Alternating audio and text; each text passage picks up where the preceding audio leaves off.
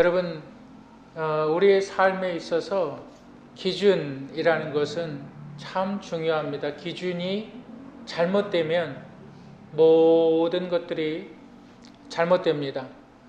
지금 우리 아까 대표 기도하신 장로님도 그런 이야기를 하셨는데, 사회가 참 혼란합니다. 정치적으로도 그렇고 경제적으로도 그렇고 많은 부분에 혼란이 있습니다. 이럴 때 정말 뭐가 맞고 뭐가 틀린가 누가 좀 기준을 잡아주면 참 좋겠다, 이런 생각을 하게 됩니다. 여러분, 기준이 잘못되면 모든 삶이 무너집니다. 기준은 정말 중요합니다. 우리의 삶의 모든 영역에 기준이라는 것이 있어요. 여러분, 건축을 하려고 해도 안전 기준이라는 것이 있어요. 여러분들이 은행에 가서 돈을 좀 빌리려고 해도 대출 기준이라는 것들이 다 있어요. 기준에 맞냐, 기준에 맞지 않냐. 직장 생활할 때도 내가 직장에 들어가려고 해도 기준이라는 것이 있어요. 내가 학교에 들어가려고 해도 기준이라는 것이 있어요. 공부는 어느 정도 하느냐, 시험은 어느 정도 보느냐. 제가 공부할 때 그런 것이 있어요. 토플 점수는 몇 점이 되어져야만 된다. 1점이라도 그 밑으로 떨어지면 입학이 안 되는 거였어요. 그게 기준이라는 거예요. 기준. 그런데 사회의 기준은 다양하게 존재하지만 사회의 기준이라는 것은, 우리의 삶의 기준이라는 것은 자꾸 변화되어져 갑니다. 사회의 기준, 우리의 삶의 기준이라는 것은 내 형편에 따라서, 내 상황에 따라서, 또한 사람들과의 관계에 따라서, 어느 날은 내 기준이 이렇게 생각을 했는데 점점 나이를 먹다 보니까 그 기준도 달라져. 그것도 기준이 점점 변하게 됩니다. 여러분, 그런데 변하지 않는 기준이 있습니다. 여러분, 그 기준이 바로 신앙의 기준입니다. 여러분, 오늘 본문은 신앙의 기준에 대해서 이야기하고 있습니다. 저와 여러분들이 오늘 함께 나눌 말씀의 제목, 우리 한번 따라 하시겠습니다. 신앙의 기준. 네, 신앙의 기준이 있습니다. 이 신앙의 기준은 변하지 않는 거예요. 이 신앙의 기준에는 딱 두 가지를 기억하셔야만 돼요. 이 두 가지인데, 우리 첫 번째로는 뭐냐면, 신앙의 체험은 말씀을 깨닫기 위함이다. 우리 한번 따라 하시겠습니다. 신앙의 체험은 말씀을 깨닫기 위함이다. 신앙생활을 오래 하신 분들, 신앙생활을 아주 오래 하신 분들, 또한 그렇지 않아도 신앙생활을 짧게 하신 분들이라고 해도 체험 신앙을 강조합니다. 너 하나님의 말씀을 들었냐? 너 하나님을 만났느냐? 너 하나님의 음성을 들었느냐? 너 기도할 때에 정말 이상한 환상을 보았느냐? 우리 주위에 보면 체험 신앙을 강조하는 사람들이 참 많이 있습니다. 여러분, 체험 신앙이 잘못된 것이냐, 체험 신앙이 옳은 것이냐, 그것을 논하기 전에 성경에서 체험 신앙을 무엇라고 하고 있느냐, 성경에서 체험 신앙을 어떻게 가르쳐주고 있느냐, 우리가 그거를 좀 볼 수 있어야만 돼요. 왜? 여러분, 체험 신앙을 통해서 사람들이 이것이 신앙이다, 체험 신앙을 통해서 이것이 신앙의 기준이다, 내가 하나님을 체험하지 않으면, 내가 하나님의 음성을 듣지 않으면 나는 신앙이 없는 것이다, 나는 흔들리는 것이다. 왜? 체험을 못했기 때문에, 환상도 보지 못했기 때문에, 하나님의 음성도 듣지 못했기 때문에 내 믿음은 잘못된 것인가, 이렇게 생각할 때도 있습니다. 여러분, 성경은 많은 부분에 있어서 체험을 강조합니다. 여러분, 사도행전 10장 9절부터 14절에 보면 베드로가 기도하러 갑니다. 몇 시에 가냐면 정오에 가요. 그런데 베드로가 기도하러 지붕에 올라갈 때에 환상이 보여요. 황홀한 중에 막 하늘에서 뭐가 내려오는데 이것이 보자기에 쌓여 있어요. 근데 이 보자기 안을 보니까 정말 부정한 짐승들이 그 보자기 안에 들어가 있는 거예요. 그리고 나서 하늘에서 음성이 들리는데 뭐라고 음성이 들냐면, 야 베드로야, 저 짐승들을 잡아 먹어라. 그러니까 베드로가 하는 말이 그러는 거예요. 나는 정결하지 않은 짐승들, 나는 깨끗하지 않은 짐승들을 나는 잡아먹을 수 없습니다. 근데 그것이 몇 번 반복되냐면 3번 반복돼요. 이것이 만약에 밤 늦은 시간이라면 이거 꿈인가? 이렇게 생각을 할 수도 있는데, 사도행전에는 그 시간을 정오라고 기록하고 있어요. 정오에 그가 기도하러 갔는데 이것이 3번이나 반복돼요. 그러면서 하늘로부터 들리는 음성이 뭐냐면, 하나님께서 깨끗하게 하신 것을 네가 부정하다 말하지 말아라. 하나님께서 깨끗하다고 말한 것을 네 자신이 부정하다라고 말하지 말아라. 그리고 나서 무엇이 전개되어지냐면, 이방인들, 즉 베드로, 유대인들이 아닌 이방인들을 베드로가 어떻게 대하는가.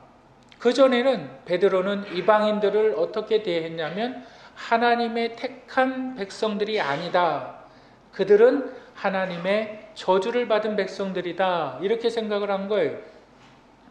그런데 그 짧은 생각이 그 환상으로 인하여서 바뀌어지는 거예요. 이방인을 향하여서 복음이 증거되어지는 역할을 베드로가 하게 되는 거예요. 여러분, 또한 우리가 사도행전 16장에 보면 어떤 일이 벌어지냐면, 바울에게 환상 중에 이러한 일이 벌어져요. 마게도냐 사람들이 환상 중에 바울에게 말을 합니다. 우리에게 와서 우리를 도우라. 우리에게 와서 우리를 도우라. 바울이 환상 중에 그것을 보는 거예요. 그러면서 하나님께서 나를 통하여 마게도냐에 가서 복음을 전하게 하시는구나. 여러분, 성경에서 환상, 성경에서 체험, 이러한 부분들이 굉장히 많이 있습니다. 여러분, 그런데 이것을 환상과 체험으로만 보면 안 됩니다. 항상 하나님께서 보여주시고, 하나님께서 깨닫게 해주시고, 하나님께서 들려주시는 것 다음에는 하나님의 말씀에 대한 전달이 있었어요. 하나님의 말씀을 전하기 위해서, 너에게 믿음을 주기 위해서, 너에게 담대함을 주기 위해서 너는 복음의 말씀을 전해야만 한다. 그것이 하나님께서 환상을 보여주시고 하나님께서 체험케 하시는 이유라는 거예요. 내가 하나님을 잘 믿어요. 내가 하나님을 잘 섬겨요. 하나님을 잘 예배해요. 그런 사람들이 무슨 환상이 필요합니까? 그런 사람들이 나는 하나님을 잘 예배합니다. 나는 하나님을 잘 섬깁니다. 그런 사람들이 무슨 환상이 필요합니까? 환상이라는 것은 복음이 증거되어져야 되는데, 하나님의 말씀이 깨달아져야 되는데, 하나님의 말씀을 깨닫지 못할 때, 하나님의 말씀을 이해하지 못할 때, 그때 성경에는 하나님의 말씀을 이해시키기 위하여서 환상을 보여주고 체험을 보여준다는 거예요. 내가 높아지려고, 내가 하나님 앞에 특별한 사람이라는 것이 결코 아닙니다. 나만 환상을 보고 나만 하나님을 체험했다라는 것이 절대 아닙니다. 성경은 하나님을 믿게 하는, 하나님의 말씀을 믿게 하는 사람들을 통해서 수없이 많은 체험을 보여주고 있다는 것입니다. 여러분, 우리 본문 29절을 한번 다 같이 읽겠습니다. 본문 29절 다 같이 읽겠습니다. 시작. 모세가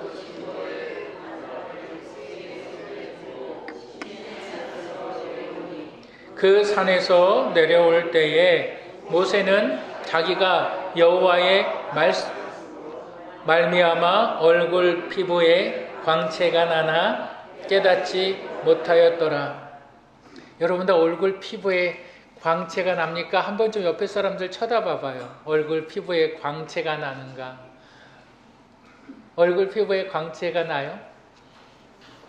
여러분 본문에서는 이렇게 이야기하고 있어요. 모세의 얼굴 피부에 광채가 났더라. 빛이 났더라. 모세가 여호와의 계명을 두 돌판, 10계명이죠.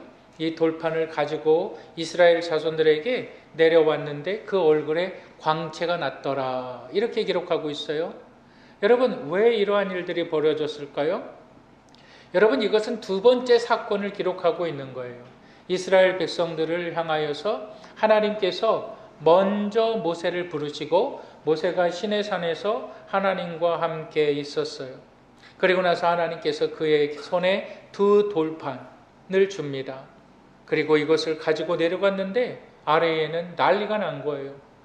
하나님께 기도하러 간다는 모세가 40일 동안 오질 않는 거예요. 그러니까 이스라엘 백성들은 지도자가 죽었나 사라졌나 모르는 거예요.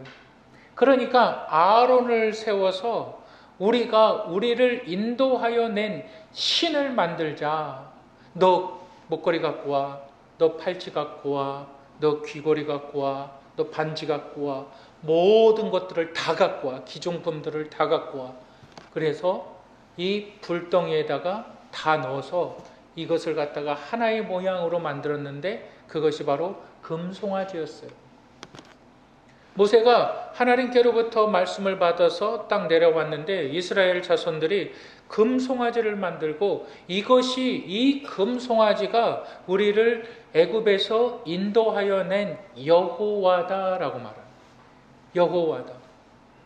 그러니까 모세는 지금 누구랑 대면하고 있었어요? 하나님과 이야기하고 하나님과 함께하고 있었어요. 근데 그 위대하신 하나님, 그 놀라우신 하나님을 틀에 박히는 금송아지로 딱 만들어 놓은 거예요. 야, 이 찬란한 황금이, 이 금이 우리를 인도하여 낸 참신이다.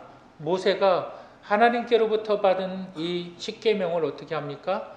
아주 그들을 향하여서 던져버리죠. 부셔버리죠. 그러니까 십계명이 박살이 나는 거예요. 그런 십계명이 박살이 난 상황에서 하나님은 모세를 다시 부르는 거예요. 다시 불러서 그에게 말합니다. 돌판 2개를 다듬어서 준비를 해라. 그럼 모세가 그걸 다시 준비를 합니다. 그러니까 여호와께서 그 돌판에 말씀을 새기세요. 그 말씀을 가지고 내려올 때에 그의 얼굴에 피부에 광채가 났다는 거예요. 첫 번째 사건이 너무 중요합니다. 두 번째 사건을 통해서 모세의 얼굴에 광채가 났다. 그런데 사람들은 그 모습을 보고 두려워했더라라고 말한 거예요. 이스라엘 자손들은 모세의 얼굴에 나는 광채를 통해서 두려움을 느끼는 거예요. 뭘 느끼는 겁니까? 경외심, 하나님을 향한 경외심. 저 사람은 우리와 다르네. 저 사람은 놀라운 신비한 일들을 경험했나 봐. 이스라엘 백성들은 모세의 얼굴을 보면서 그 얼굴에서 빛을 발하는 모습을 통해서 아주 신비한 체험을 하는 거예요. 어떻게 사람의 얼굴에서 빛이 저렇게 날 수가 있지? 어떻게 사람의 얼굴에서 저렇게 빛이 날 수가 있지? 여러분 우리 30절 보실까요? 아론과 온 이스라엘 자손이 모세를 볼 때에 모세의 얼굴 피부에 광채가 남을 보고 그에게 가까이 하기를 두려워하더라. 그에게 가까이 가는 것을 두려워하더라. 왜? 그 얼굴에 광채가 나니까 그 모습을 통해서 사람들은 두려움을 느끼는 거예요. 그때 모세가 그 사람들을 자신들에게 이스라엘 백성들을 이스라엘 자손들을 자신에게 오라고 말합니다. 그리고 나서 여호와의 말씀을 모세가 그들에게 읽어주는 거예요. 여러분 여호와의 말씀을 통해서 이제 이스라엘 백성들은 경외심과 두려움을 가지고 모세의 말을 듣게 되는 거예요. 하나님께서 왜 모세의 얼굴에, 모세의 피부에 빛이, 광채가 나게 하셨느냐? 본문은 이렇게 얘기하는 거예요. 여호와의 말씀으로 인하여. 이스라엘 백성들이 하나님의 신비한 일들을 어떻게 체험을 했고 그들의 체험이 무엇으로 이어지느냐? 그들이 여호와의 말씀으로 나아가게 했다. 모세의 얼굴의 광채는 여호와의 말씀을 듣게 한 하나님의 생각이었고 하나님께서 하신 계획이었다는 거예요. 여러분, 모세의 광채를 통해서 사람들은 여호와의 말씀을 듣게 되었고 그 말씀을 들음으로 말미암아 아멘 할 수가 있었던 거예요.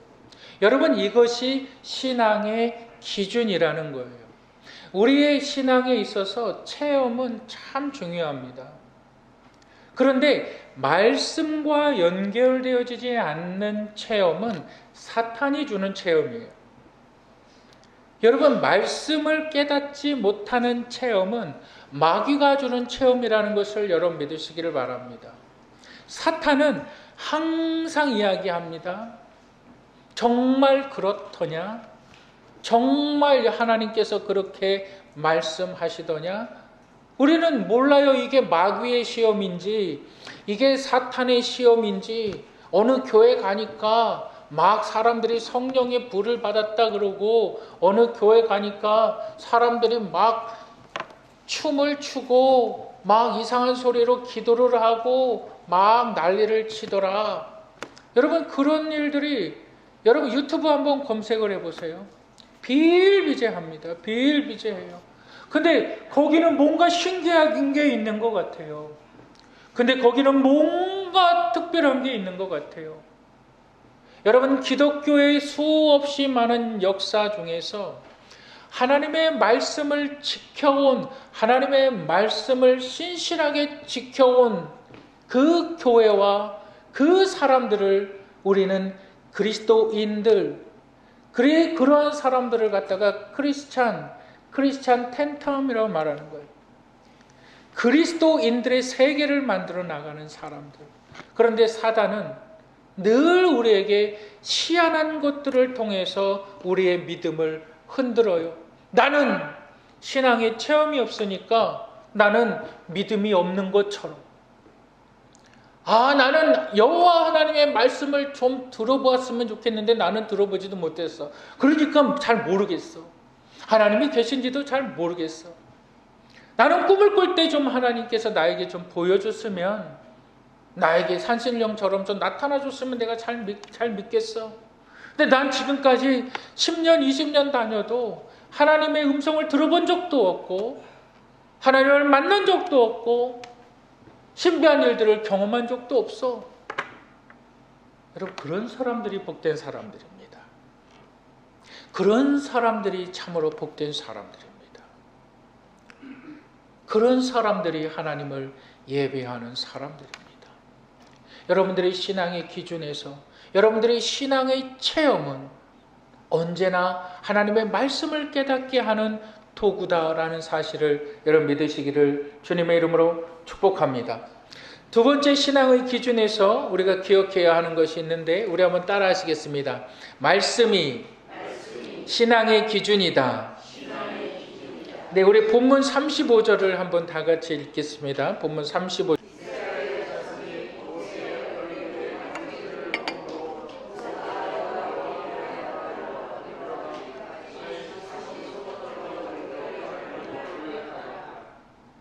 다시 수건으로 자기 얼굴을 가렸더라. 모세가 여호와 하나님의 말씀을 받고 나서 이스라엘 백성들에게 하나님의 말씀을 증거합니다. 그리고 나서 이제 하나님의 말씀을 들은 이스라엘 자손들이 아멘, 아멘, 아멘 하죠. 여러분, 아멘이라는 말 뜻이 무슨 말인지 아시죠?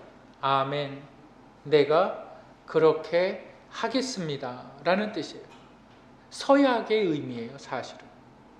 내가 아멘, 내가 어떤 분이 기도할 때 옆에서 그래요. 아멘, 그래요? 그러면 나도 그 기도에 동참되어진다는 거예요. 그게 아멘이라는 거예요. 이스라엘 백성들이 아멘했어요. 이제 모세의 사명은 다 됐어요. 그런데 모세가 말씀을 전하고 나서 이제 그의 얼굴을 수건으로 덮었더라. 왜 덮었을까요? 왜 덮었을까요? 여러분, 사도 바울은 이 사실에 대해서 정확하게 해석을 해주는데, 우리 고린도후서 3장 13절을 한번 다 같이 읽겠습니다. 모세가 이스라엘 자손들에게 장차 없어질 것에 결국을 주목하지 못하게 하려고 수건을 그 얼굴에 쓴 것 같이 아니하노니. 뭐라고 이야기합니까? 모세가 그 얼굴을 가리운 것은 너희가 나를 주목하지 말아라, 이 말이에요. 너희가 나를 주목하지 말고 무엇을 주목해야만 하느냐? 여호와의 말씀을 주목해야만 한다. 그런데 사람들은 신기한 일을 보면 신기한 현상에 주목을 하지 그 본질을 잃어버려요. 그러니까 사도 바울이 모세를 향하여서 이렇게 이야기를, 우리 성도를, 고린도 성도들을 향하여서 장차 없어질 것에 주목하지 않게 하려고. 장차 없어지는 것은 누굽니까? 우리의 인생들이에요. 모세도 없어지는 거예요. 하나님께서 정하신 시간 안에서 우리가 먹고 마시고 예배하고 살다가 우리는 하나님의 은혜로 하나님 앞에 반드시 서게 됩니다. 반드시 없어지는 것은 우리의 육체는 반드시 사라지는 거예요. 모세가 왜 그 얼굴을 수건으로 갈았느냐? 없어질 육체에 사람들이 주목하지 않게 하기 위해서. 너희들이 바라봐야 되는 것은 내 얼굴에 잠깐 빛나는 것이 아니라, 너희들이 주목해야 되는 것은 지금 너희의 귀에 들려진 하나님의 말씀이고, 너희가 지금 주목해야 되는 것은 그 말씀이 영원한 하나님의 말씀이기 때문에 모세가 그 얼굴의 빛을 가림으로 말미암아 여호와 하나님, 영원한 하나님의 너희의 주목을 돌리게 했다라는 말이에요. 여러분, 그것이 신앙의 기준. 하나님의 말씀은 흔들림이 없다는 거예요. 하나님의 말씀은 변화되지 않는다는 거예요. 그래서 우리의 신앙의 기준은 말씀에 맞춰져야만 된다는 거예요. 젊은 사람들, 우리 청년들, 정말 지혜가 부족하면 우리가 특별히 읽어야 되는 부분들이 있어요. 지혜서, 잠언과 전도서. 왜요? 그건 역사적으로 세계의 많은 석학들이, 많은 사람들이 계속적으로 반복해서 이야기하는 거예요. 여러분, 그것을 통해서 정말 똑똑한 지식인은 뭘 만들어냈습니까? 탈무드라는 책을 만들어내잖아요. 유대인의 지혜서라고 해서 엄청난 부를 이루잖아요. 잠언과 전도서, 사랑하고 싶은 사람, 하나님의 사랑의 본질에 대해서 좀 알고 싶은 사람, 뭘 읽어야 됩니까? 아가서. 아가서가 얼마나 큰 사랑의 이야기인지. 여러분, 한번 성경을 보시겠습니다. 여러분, 이 성경을 한번 보세요. 이 성경을 Holy Bible이라고 그러죠. 원래는 이 성경이 거룩한 책이 아니에요.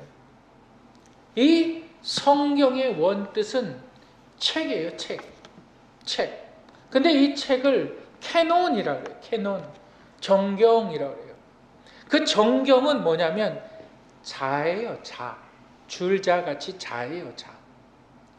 그럼 자가 어느 때 필요합니까? 길이를 잴 때 필요하잖아요.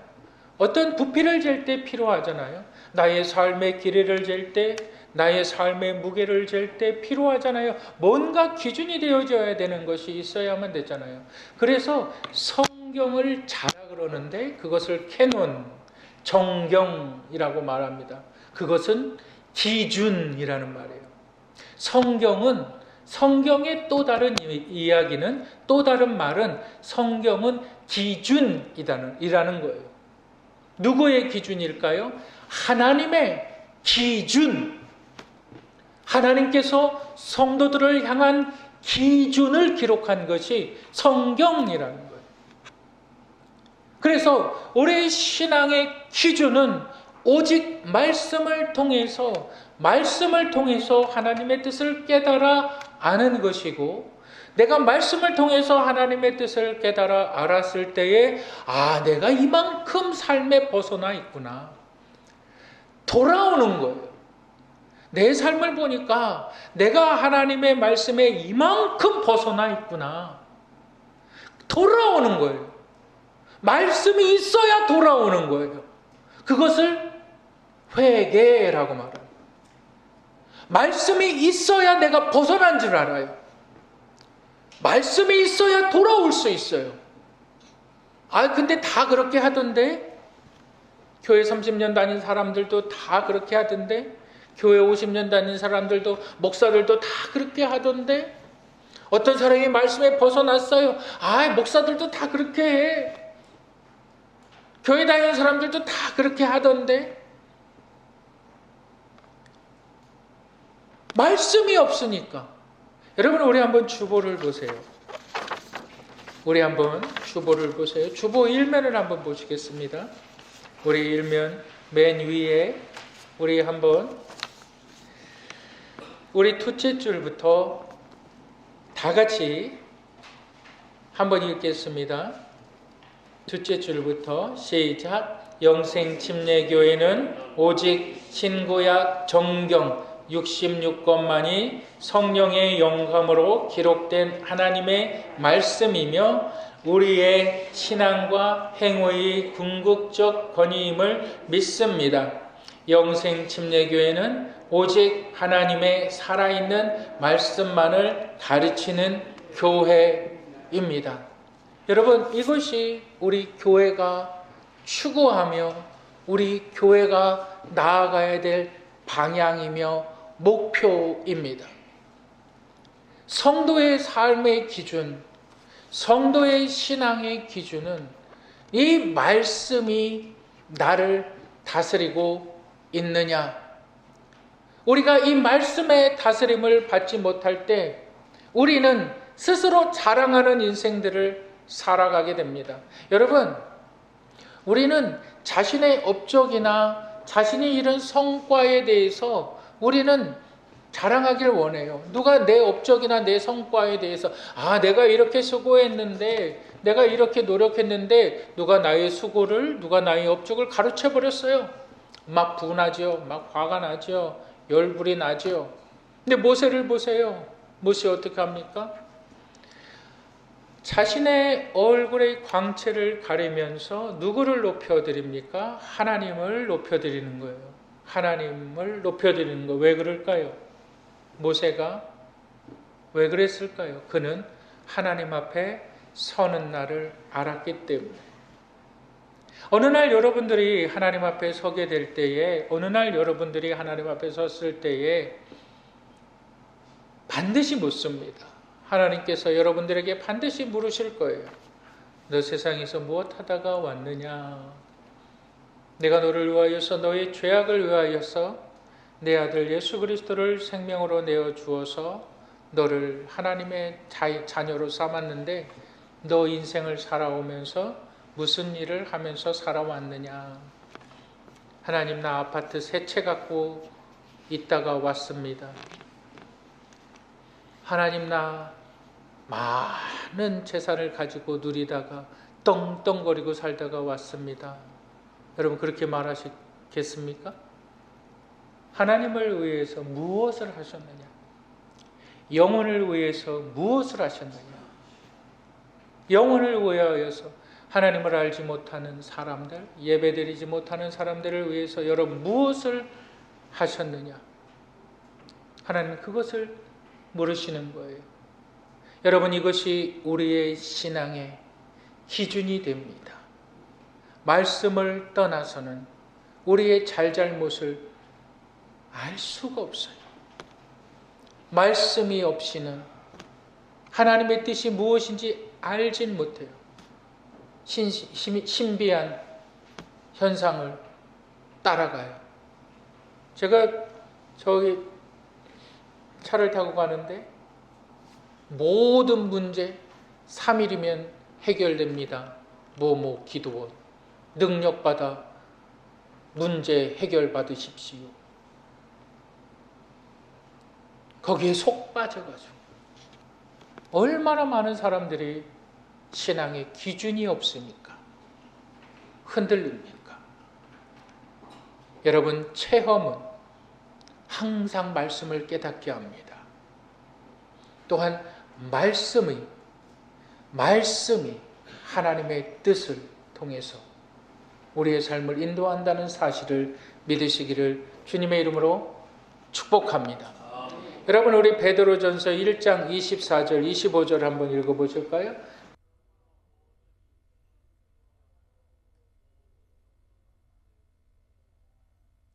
풀은 마르고 꽃은 떨어지되 오직 주의 말씀은 세세토록 있도다 하였으니 너희에게 전한 복음이 곧 이 말씀이니라. 기도하겠습니다.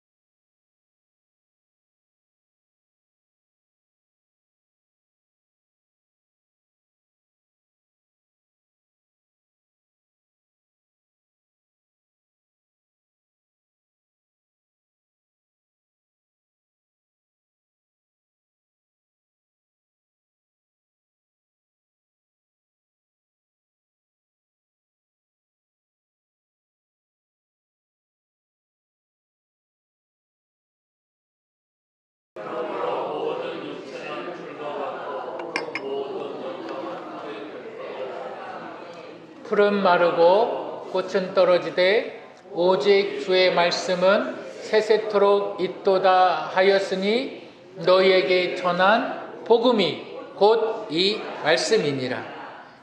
기도하겠습니다.